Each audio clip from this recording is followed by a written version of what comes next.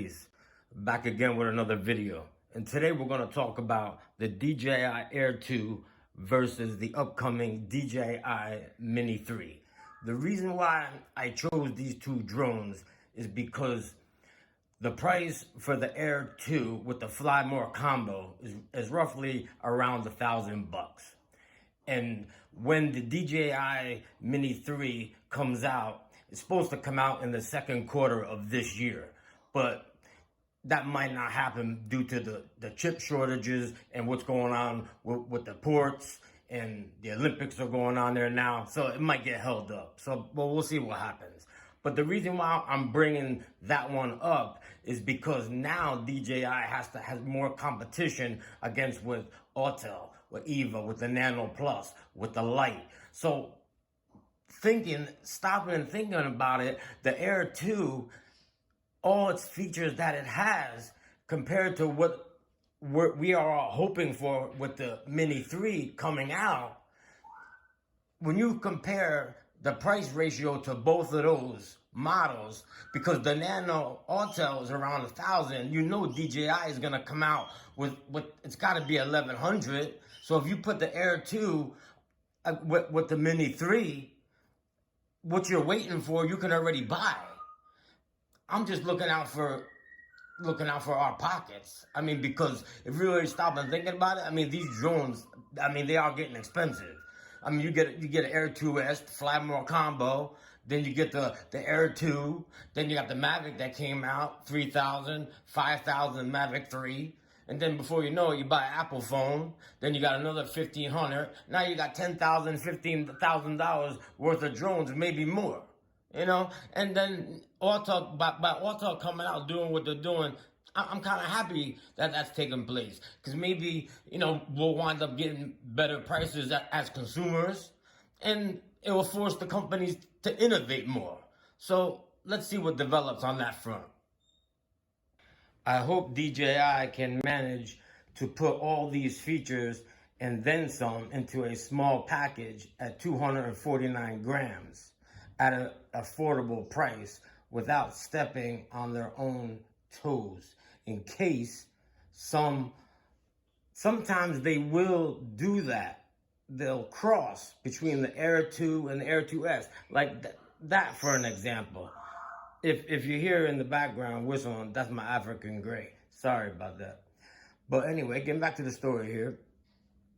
If you look at what the DJI Mini 3 is supposed to be coming out in 2022, the second quarter. Now, when they come out with that DJI Mini 3, look at what they're doing. First, they had the two models, the SE and the Mini 2. No obstacle avoidance. Now, they're coming out with the third one. You know that they have to put that obstacle avoidance on there. They're forced to. So they made two drones with no Hello everyone, welcome back. The Air 2 has a 4K camera that shoots 30 frames to 60 frames per second. It also has quick shots, obstacle avoidance, shoots 12 megapixel photos and 48 megapixel photos, and approximately a flight time of 28 minutes. People are hoping that the DJI Mini 3 has most or some of these features for a reasonable price, and hope that when it does come out, it's not quickly replaced or updated like the Air 2 and the Air 2S were. Because a lot of people were mad when that happened, and I was one of them. And as you can see, I bought the other drone. So, as far as that goes, we'll take the price into consideration, and then we'll continue obstacle avoidance. And now, all of a sudden, Autel comes onto the scene and has the Nano Plus with the obstacle avoidance. So, imagine if DJI came out with the Mini 3 and had all the features that we wanted. 4K, 30, 60 frames per second, quick shots, everything. See, I had master shots built in and everything. And say it didn't have obstacle avoidance. They lost right there. but you know what I mean. But anyway, what I'm saying is, but the when the air when excuse me, but when the Mini 3 comes out this year, and don't forget now, it's gonna be probably be held up. They can't even give probably a specific date. Maybe because of the chip shortages, because of the port. But now that I think about it, though, I bet you a lot of them are already built. But we didn't get any shots or nobody really located anything on on the internet. We didn't get any like we did with the Mavic 3, a couple times before it came out. But then again, there's people out there that DJI will give them the drone 2 months, 3 months before everybody else, because they tested a lot and they got millions and millions of viewers anyway. But let's get back to the story here. So what I'm trying to really say is that the Air 2, for the money and what it has, you basically can save money by buying that drone ahead of the release for the Mini 3. Everybody, and plus, the price of that Mini 3 with the Fly More combo, it's got to be around $1,000 easy. Because DJI is not afraid to put the prices on there. Because before Autel, what was there really? Okay, you had the Hubsan, but everybody really went to DJI. And now Autel came out, and it's the Nano Plus, and that's right around $1,000. So DJI is having a field day here. They're gonna come out. They can come out and put a price on it, $1,100, and everybody's gonna buy it. So we just have to, as consumers, we have to be careful. We have to watch our pockets.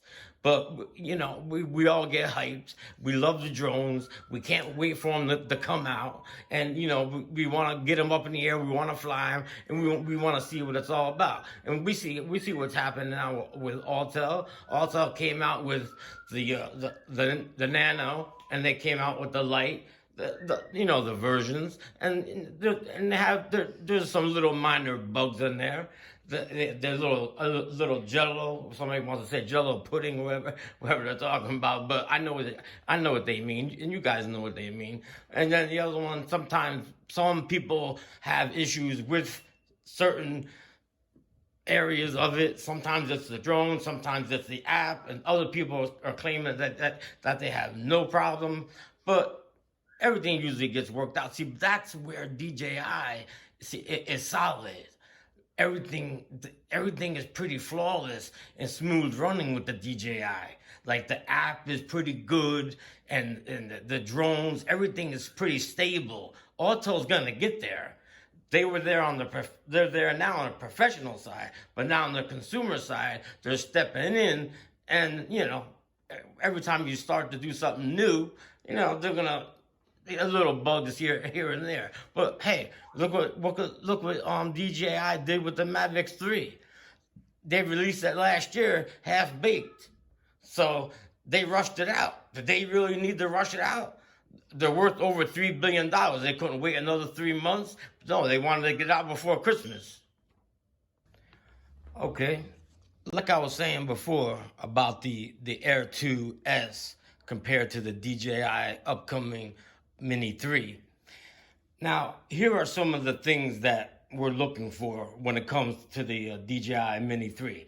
We're all hoping they upgrade the camera. Pretty much, they have to upgrade the camera. They're going to go to an inch or an inch and a third, and they're going to have 4K, 60 frames per second, and then they have to try, I read a little bit somewhere that they were going to try and make it a little bit more aerodynamic to improve the flight time.